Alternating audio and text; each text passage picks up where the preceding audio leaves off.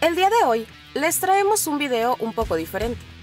Y es que hoy voy a explicarles un tema que ha sido preparado por nuestro compañero Santiago, en donde nos habla sobre la situación que se está viviendo en Europa derivada de la invasión a Ucrania y el suministro de gas ruso. Bienvenidos a un nuevo video del canal Poder Militar.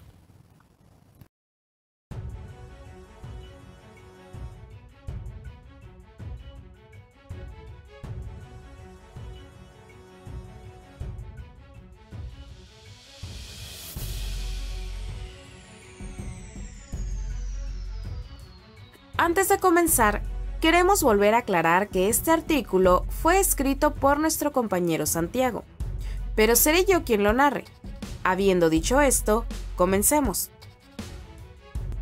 Desde que empezó la guerra y las amenazas de Rusia de cortar el gas a la Unión Europea por su apoyo a Ucrania, han ido surgiendo una gran cantidad de comentarios por las redes sociales sobre el futuro colapso de la Unión Europea, que ésta se iba a congelar sin el gas ruso, que la población europea estaba en contra de las sanciones a Rusia.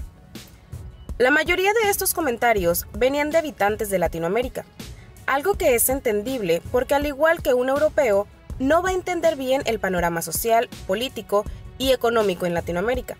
Tampoco es fácil que un latinoamericano entienda estos panoramas de Europa. Sin embargo, en muchos casos, estos comentarios son provocados por la propaganda rusa de medios como Sputnik, Hispan TV o RT, que intentan vender una situación en Europa que difiere bastante de la real. Este video estará dividido en dos temas: las protestas contra la guerra de Ucrania y las sanciones a Rusia, y la producción energética europea centrada en el gas natural. Empecemos por las protestas.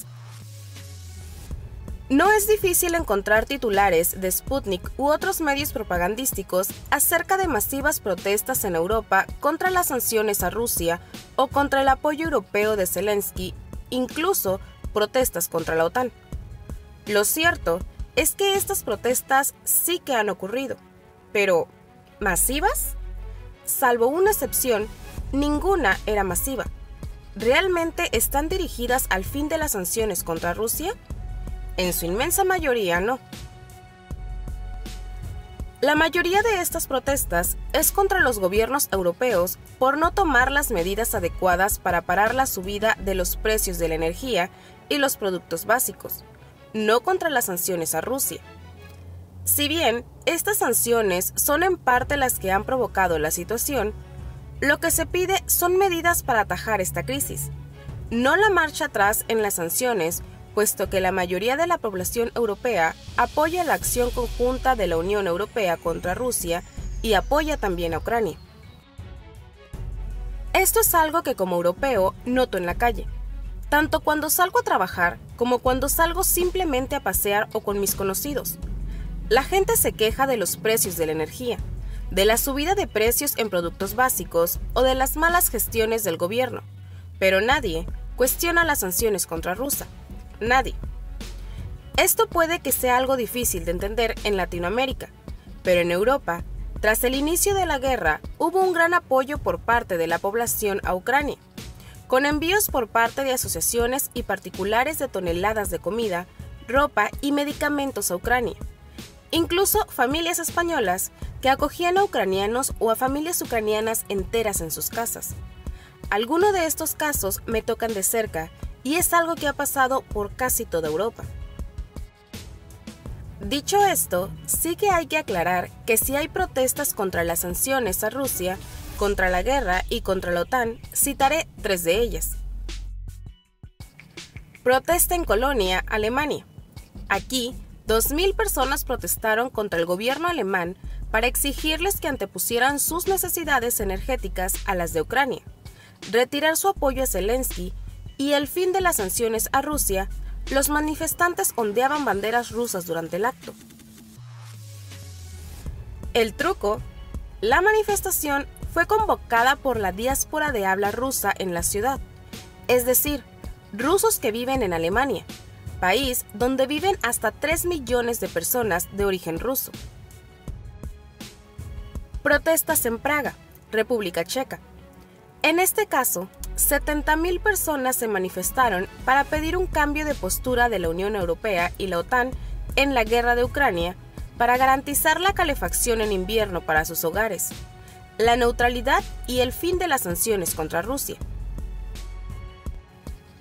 En este caso, los convocantes fueron varios partidos comunistas, ultranacionalistas y euroescépticos en la oposición. No es que esto haga menos valedora la manifestación, pero hay que entender que son un grupo poblacional bastante reducido y radical del total de la población. Madrid, España.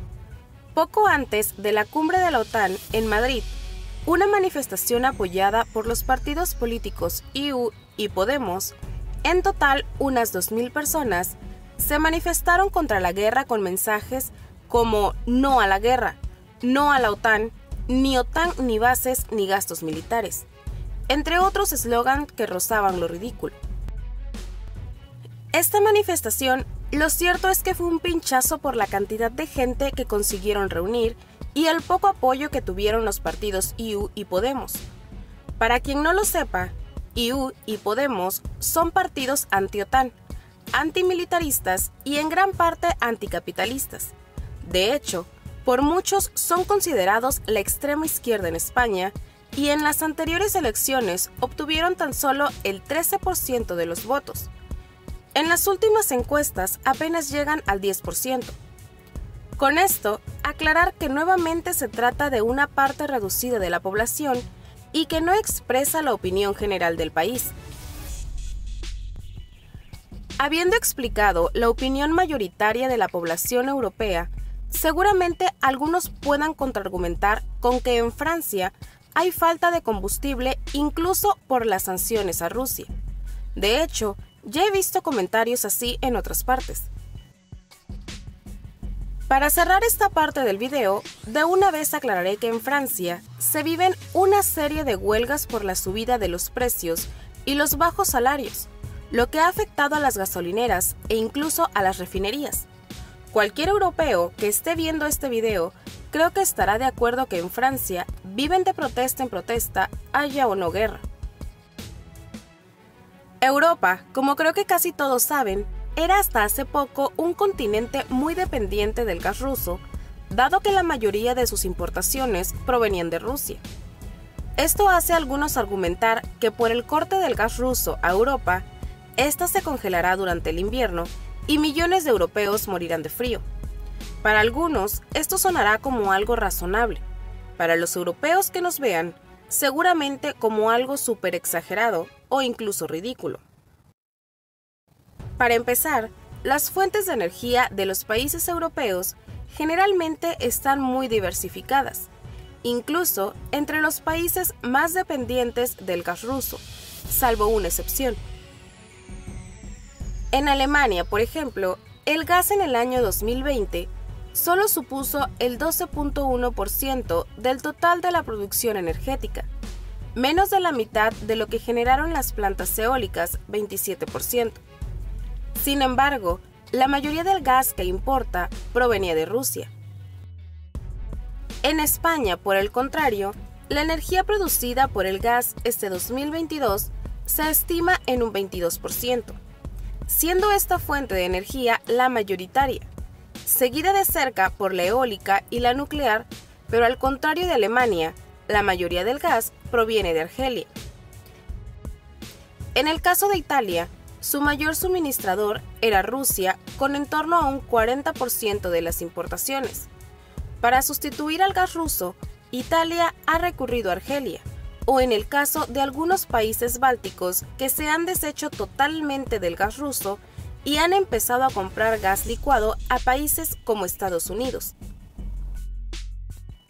Estos escenarios se van repitiendo en la mayoría de países de Europa, con excepciones como Francia, que apuesta por la energía nuclear sin depender apenas del gas natural. Europa, aunque se quede sin el gas ruso, puede buscar otros proveedores como son Noruega, Estados Unidos, Argelia, Azerbaiyán, Qatar, entre otros. Puede que en algunos casos el suministro sea más caro, pero eso no quita que al final haya otros proveedores para sustituir a Rusia. Si bien no se puede negar que el corte de Rusia a la exportación de gas a Europa sea un problema grave, tampoco se puede exagerar y llevar al escenario de un colapso europeo o la muerte de millones de personas. Hay que recordar también que la Unión Europea desde el verano ha estado aumentando sus reservas de gas con el objetivo de alcanzar el 80% de las reservas el 1 de noviembre. Este objetivo se cumplió a finales del verano. Ahora, la Unión Europea busca aumentar sus reservas al 90% para el 1 de noviembre de cara al próximo invierno. Con esto llegamos al final de nuestro video. Nos gustaría saber tu opinión. Déjanos tus comentarios y no olvides suscribirte al canal.